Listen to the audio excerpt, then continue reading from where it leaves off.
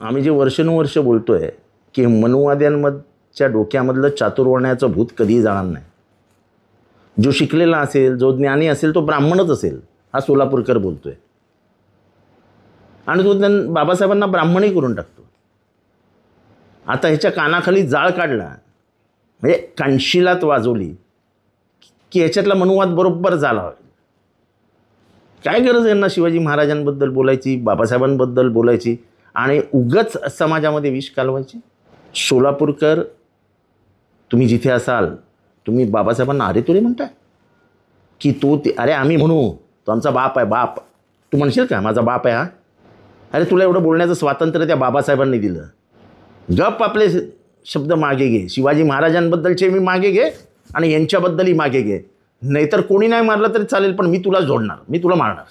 बाबासाहेबांचा आणि शिवाजी महाराजांचा अपमान आम्ही नाही सहन करणार. लोकांना काय म्हणायचं ते म्हणू द्या. थेट तू त्यांना ब्राह्मण करतोयस आणि अरे तुरे, अरे तुझी लायकी काय? कुठेतरी एका पिक्चरमध्ये एक भूमिका घेतली म्हणजे तू काय मोठा अमिताभ बच्चन झालास की काय? हे जे काय ते बोलले, हा बोलला आहे तो काय राहुल सोलापूरकर, जे काय बरळलं आहे, ह्याच्यातनं फक्त वाद निर्माण होऊ शकतात, ह्याच्यातनं फक्त माथी भडकू शकतात आणि माथी भडकणार आणि ह्याला जन्माची अक्कल शिकवणार.